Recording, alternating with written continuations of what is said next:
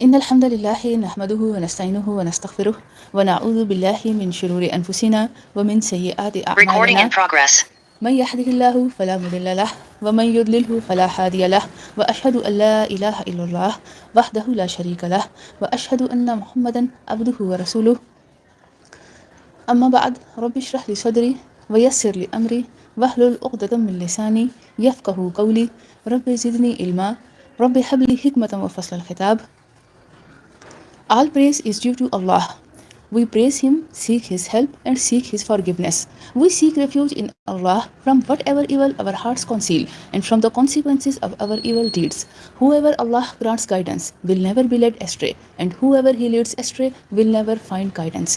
And I bear witness that there is no worthy of worship but Allah. He is alone, has no partner, and I bear witness that Muhammad is His slave and messenger. Assalamu alaikum wa rahmatullahi wa barakatuh. अल्हम्दुलिल्लाह अल्लाह रब्बुल इज़्ज़त के फजल करम से आज जन्नत के session में हम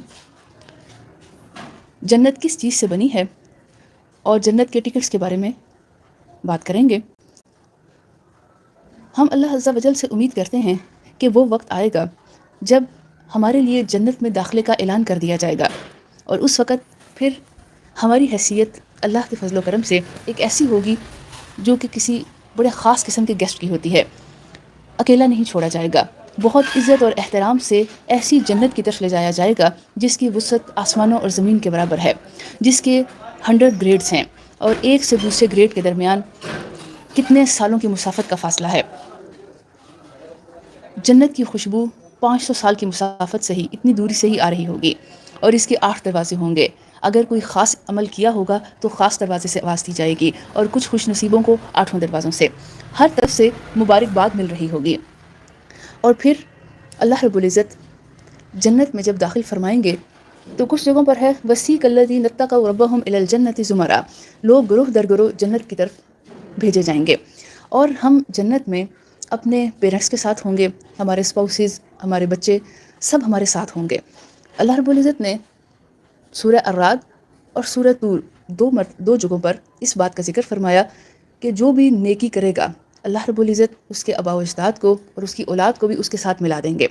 सूरह राद में अल्लाह ने फरमाया वमन सलहा मिन आबाइहिम व अज़वाजिहिम व ज़ुर्रिय्यातिहिम, और इनके आबा व अजदाद में से, बड़ों में से, इनके अज़वाज यानी स्पाउसेस में से, हस्बैंड वाइफ, और व ज़ुर्रिय्यातिहिम इनकी औलाद में से भी जो भी नेक अमल करेगा उनको साथ मिला दिया जाएगा। वल मलाइकतु यदखुलूना अलैहिम मिन कुल्लि बाब, और हर दरवाजे से फरिश्ते उनकी तरफ दाखिल हो रहे होंगे और कहेंगे सलामुन अलैकुम बिमा सबरतुम, तुम्हारे सब्र की वजह से तुम पर सलाम हो, तुमने सब्र किया, दुनिया में अल्लाह के अहकामात पर जमे रहे, मुशक्क़त बर्दाश्त की, अपने नफ्स पर तकलीफ़ उठाई, आखिरकार अल्लाह ने फ़निअमा उक़बद्दार, कितना ही अच्छा एक हैप्पी एंड किया जो फाइनलाइज़ हुआ ज़बरदस्त तरीके से कि इतनी बेहतरीन जन्नत तुम्हें मिल रही है।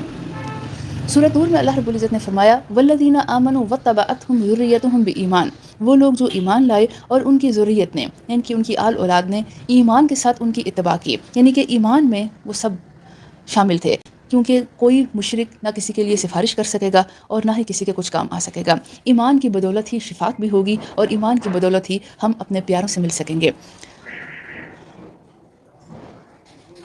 वल्लज़ीना आमनू वत्तबअतहुम ज़ुर्रिय्यतुहुम बिईमान, वो लोग जो ईमान लाए और उनकी औलाद ने ईमान के साथ उनकी इत्तबा की, अलहक़ना बिहिम ज़ुर्रियतहुम, हम उनकी औलाद को उनके साथ मिला देंगे, वमा अलतनाहुम मिन अमलिहिम मिन शै, और उनके अपने अमल से कोई कमी नहीं की जाएगी। यानी कि ऐसा नहीं कि किसी का अजर कम करके या लेकर किसी दूसरे को दे दिया जाए, बल्कि अल्लाह रब्बुल इज़्ज़त अपने फजल करम से सबको मिला देंगे। ये जन्नत की बहुत बड़ी नेमत है।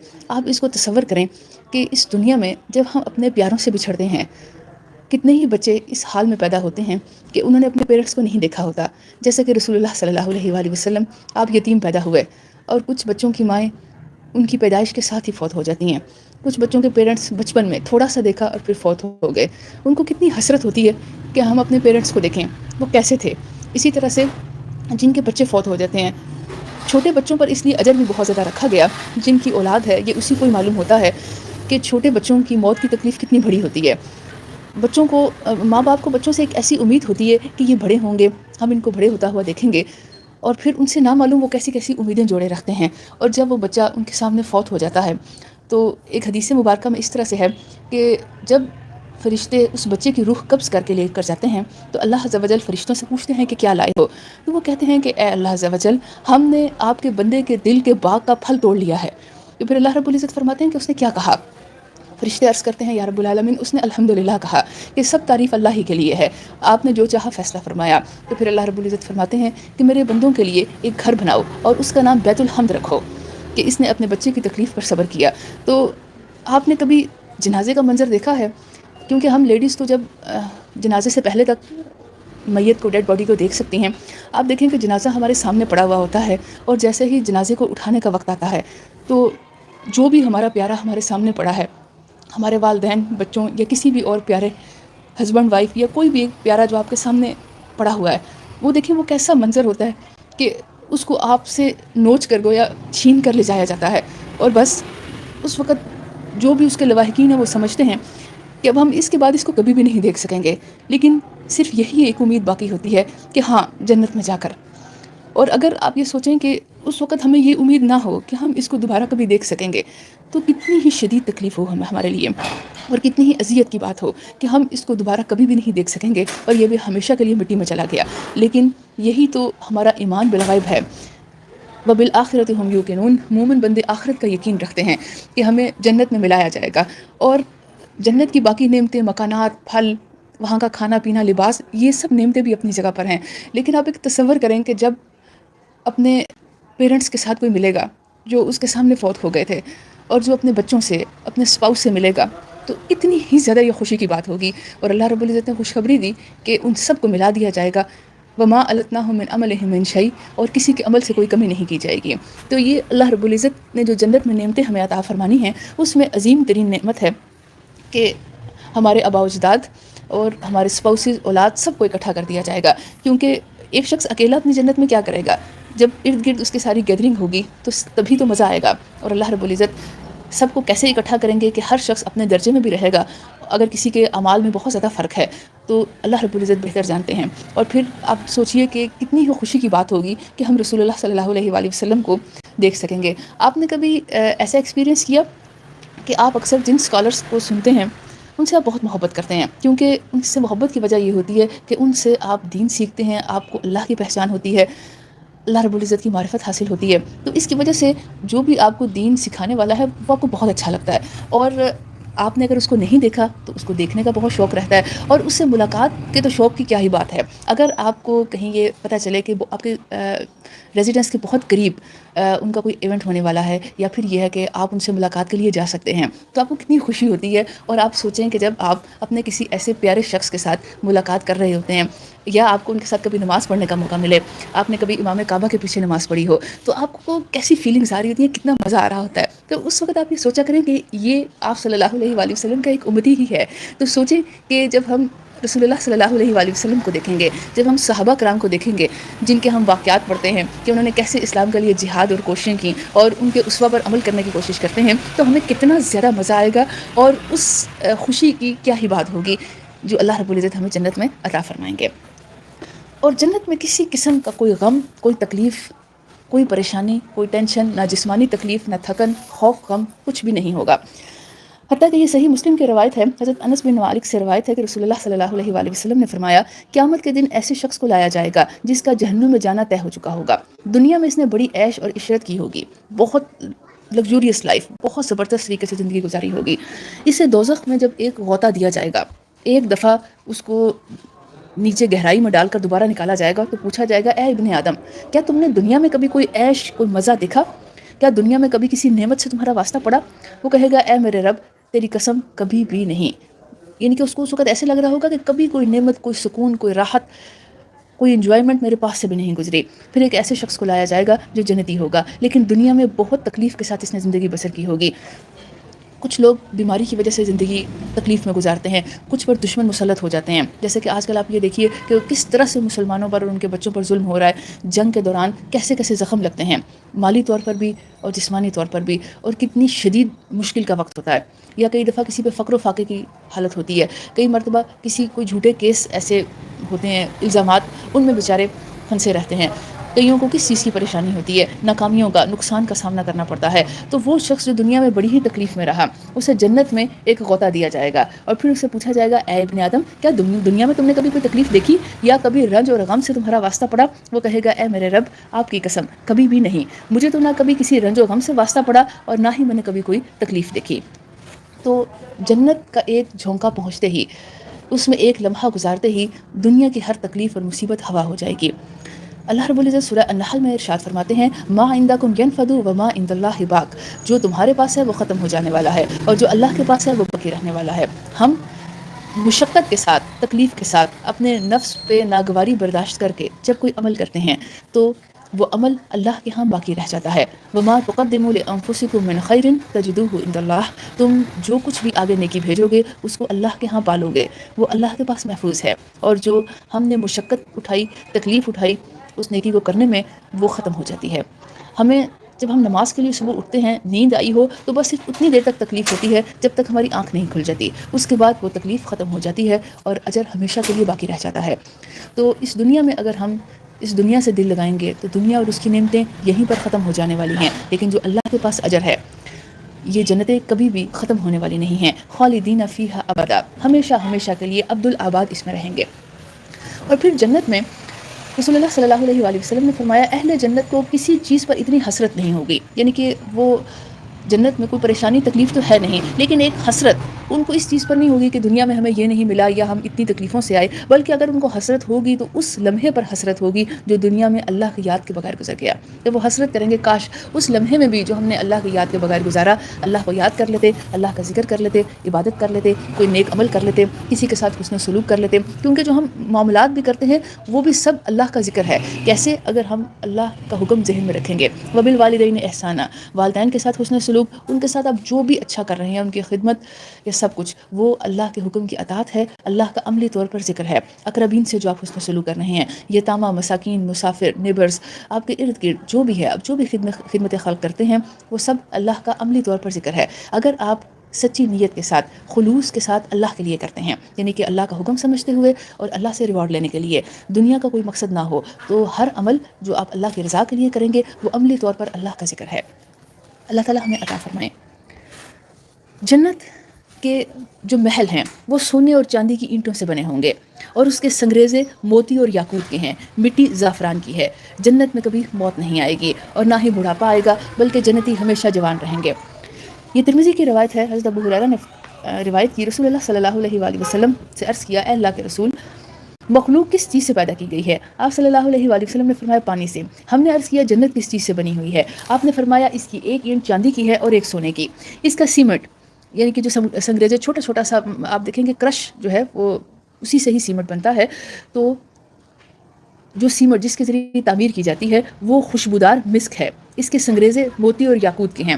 آپ نے وہ والا دیکھا ہوگا فارمولا کہ جس سے بنتی ہے، کنسٹرکشن کا مٹیریل تیار ہوتا ہے، اس میں کتنا کچھ شامل ہوتا ہے. تو وہ سب کچھ اس میں آپ دیکھیے کہ پانی شامل کیا جاتا ہے، ریت ہوتی ہے، سیمنٹ، بجری اور اس کے علاوہ جو کچھ بھی ڈالا جاتا ہے. تو جنت کس چیز سے بنائی گئی ہے؟ اینٹیں تو سونے اور چاندی کی ہیں اور اس میں خوشبودار مسک ہے. مسک قیمتی ترین خوشبوؤں میں سے ہے. اور موتی اور یاقوت، یعنی کہ روبیز اور پرلز، ایسے باریک باریک اور کچھ موٹے، ان سے یہ سارا کہہ لیں مسالہ تیار کر کے اور سونے اور چاندی اینٹوں کے ساتھ محلات تعمیر کیے گئے ہیں. مٹی زعفران کی ہے. زعفران ایک پھول سے نکلتا ہے اور اصل زعفران انتہائی قیمتی ہوتا ہے، یعنی کہ آپ کو وہ شاید 5 گرام بھی ہزاروں روپے میں ملے گا اس چیز کے ساتھ. یعنی کہ مٹی کتنی حقیر چیز ہے جو کہ ایکسٹرا اور فالتو ہوتی ہے. تو دنیا میں جو بھی نعمتیں ہیں وہ کبھی بھی جنت کا مقابلہ نہیں کر سکتی. تو دنیا کا ہی زعفران آپ اگر 5 گرام بھی لیتے ہیں تو آپ کو ہزاروں روپے میں ملے گا، جبکہ جنت کی مٹی ہی زعفران کی ہے. آپ صلی اللہ علیہ وآلہ وسلم نے فرمایا، جو اس میں داخل ہوگا وہ عیش کرے گا، کبھی بھی تکلیف نہیں دیکھے گا، ہمیشہ زندہ رہے گا، کبھی موت نہیں آئے گی. اور جنتیوں کے کپڑے کبھی پرانے نہیں ہوں گے، ان کی جوانی کبھی بھی ختم نہیں ہوگی. جنت عدن ایک خاص جنت ہے اور اس کی یہ خصوصیت ہے کہ اللہ عز و جل نے اس کو اپنے ہاتھ سے تعمیر فرمایا. حضرت انس سے روایت ہے کہ رسول اللہ صلی اللہ علیہ وآلہ وسلم نے فرمایا، جنت عدن کو اللہ تعالیٰ نے اپنے ہاتھ سے تعمیر فرمایا ہے، جس کی ایک اینٹ سفید موتی کی، ایک سرخ روبی کی، یاقوت کی اور ایک سبز زمرد کی ہے۔ اس کی مٹی مس کی ہے، اس کے سنگریزے لؤلؤ کے ہیں، پرلز کے ہیں۔ اس کا گھاس زعفران کا ہے۔ جنت کی تعمیر کے بعد اللہ تعالیٰ نے جنت سے فرمایا کہ کچھ کہو۔ جنت نے کہا فلاح پا گئے ایماندار لوگ۔ پھر اللہ عز و جل نے فرمایا کہ میرے جلال اور میری عزت کی قسم، کوئی بخیل تجھ میں داخل نہیں ہو سکے گا، وہی داخل ہوگا جو دیتا ہے، اعطا واتقا، یعنی کہ اپنے نفس کی قربانی دیتا ہے، اور پھر ہی وہ صدقہ دے سکتا ہے۔ پھر رسول اللہ صلی اللہ علیہ وآلہ وسلم نے یہ آیت تلاوت فرمائی، وَمَن يُوقَ شُحَّ نَفْسِهِ فَأُولَٰئِكَ هُمُ الْمُفْلِحُونَ، جو نفس کی بخیلی سے، لالچ سے بچا لیے گئے، یہی لوگ فلاح پانے والے ہیں۔ رواہ ابن ابی دنیا، یہ ابن ابی دنیا کی حدیث ہے اور صحیح حدیث ہے۔ حضرت عبداللہ بن قیس سے روایت ہے کہ نبی صلی اللہ علیہ وآلہ وسلم نے فرمایا، جنت میں جنتیوں کے لیے 2 باغ چاندی کے ہوں گے، اس کے برتن اور ہر چیز چاندی کی ہوگی، اور 2 باغ سونے کے ہوں گے، اس میں برتن اور ہر چیز سونے کی ہوگی۔ لوگوں کے لیے جنت عدن میں اپنے رب کو دیکھنے میں کوئی بھی چیز رکاوٹ نہیں ہوگی، یعنی کہ وہ لوگ جو جنت عدن، یعنی کہ ایک خاص قسم کی جنت میں ہوں گے جس کو اللہ نے اپنے ہاتھ سے بنایا، وہ لوگ اللہ عز و جل کو براہ راست دیکھ سکیں گے، اور ان کے اور اللہ کے درمیان صرف ایک کبریائی کی چادر ہوگی جو اللہ رب العزت کے چہرہ مبارک پر ہوگی۔ رواہ مسلم۔ حضرت انس بن مالک سے معراج کی حدیث میں روایت ہے کہ رسول اللہ صلی اللہ علیہ وآلہ وسلم نے فرمایا، مجھے جنت میں لے جایا گیا جس میں گنبد سفید موتیوں کے بنے ہوئے تھے۔ گنبد کسی بھی شاندار عمارت کی تعمیر میں استعمال ہوتے ہیں، اور ہمیں حدیث میں عام گھروں کی تعمیر میں گنبد کی تعمیر سے منع کیا گیا، یعنی کہ جیسے کہ مسجد ہمارے لیے مقدس اور عبادت کی جگہ ہے، اس کی تعمیر میں گنبد استعمال کیا جاتا ہے، اور اس کے علاوہ جو شاندار قسم کی عمارات ہوتی ہیں ان میں گنبد کا استعمال ہوتا ہے، عام گھروں میں نہیں، کیونکہ اس سے گھروں کی شان و شوکت میں اضافہ ہوتا ہے، اور رسول اللہ صلی اللہ علیہ وآلہ وسلم نے دنیا میں اس طرح پرتکلف تعمیرات کو پسند نہیں فرمایا۔ تو سفید گنبد سفید موتیوں سے بنے ہوئے ہیں، اور اس کی مٹی مس کی ہے، اور کچھ اور روایات میں بھی ہے کہ ایک ہی موتی کو کاٹ کر، یعنی کہ اللہ رب العزت نے صرف ایک موتی سے ہی کچھ جنتوں کو بنایا ہوا ہے، اور اس کے کچھ خیموں کو اور کچھ محلات کو۔ اللہ رب العزت ہمیں بھی یہ عطا فرمائیں۔ یہ آج کچھ جنت کی جو طرز تعمیر تھی اس کے بارے میں نے آپ کو بتایا۔ اب جنت کے ٹکٹس کے حوالے سے ہر دفعہ میں آپ کو بتاتی ہوں کہ ہم کیا کیا عمل کر کے جنت میں جا سکتے ہیں۔ ویسے تو ہر وہ شخص جو اللہ اور اس کے رسول کی اطاعت کرے گا اس پر اس کے لیے جنت کا وعدہ ہے، لیکن احادیث میں کچھ ایسے خاص اعمال کا ذکر کیا گیا کہ جن کو کرنے والا جنت حاصل کرتا ہے، یعنی کہ گویا وہ جنت کے ٹکٹس ہیں۔ آپ نے وہ عمل کر لیا تو گویا آپ کے پاس جنت کا ٹکٹ آ گیا۔ یہ صحیح مسلم کی روایت ہے کہ رسول اللہ صلی اللہ علیہ وآلہ وسلم نے ایک روز اپنے خطبے میں ارشاد فرمایا، جنت میں جانے والے 3 قسم کے لوگ ہیں۔ پہلا ایسا حاکم جو انصاف کرنے والا ہے، سچ بولنے والا ہے اور نیک کاموں کی توفیق دیا گیا، یعنی کہ حاکم کے لیے، حکمران کے لیے انصاف کرنا سب سے پہلی صفت ہے، اس کو انصاف کرنے والا ہونا چاہیے، اور پھر وہ سچ بولے، کبھی بھی اپنی عوام کو دھوکہ نہ دے، اور نیک کاموں کی اس کو توفیق ملے۔ یہ نہیں کہ اقتدار اور یہ سب کچھ جو بھی اس کو اتھارٹی اور پاور ملی ہے وہ اس کو طغیانی اور بغاوت کے راستے پہ ڈال دے۔ دوسرا وہ شخص جو ہر رشتہ دار، قرابت دار اور مسلمان کے لیے مہربان اور نرم دل ہے۔ ہم اکثر دوسروں کے لیے تو مہربان اور رحم دل ہوتے ہیں، لیکن جب ہماری اپنے گھر کی بات آتی ہے نا، تو کیونکہ ہم نے ہر وقت ان کے ساتھ رہنا ہوتا ہے، گزارا کرنا ہوتا ہے، تو اکثر ایسا ہوتا ہے کہ ان لوگوں کے ساتھ ہم روڈ ہو جاتے ہیں، ہم سے کچھ مانگیں سختی سے جواب دیں گے، اچھا آپ کو کیا پتہ نہیں ہے ایسا ہے، حتیٰ کہ کچھ وہ بچے جو اپنے ماں باپ کی اہمیت کو نہیں پہچانتے، وہ اپنے پیرنٹس کے ساتھ بھی بجائے نرمی کرنے کے ان کے ساتھ بھی تلخی کرتے ہیں، اور ان کے ساتھ بھی برے طریقے سے پیش آتے ہیں، جواب دیتے ہیں، نرمی نہیں کرتے۔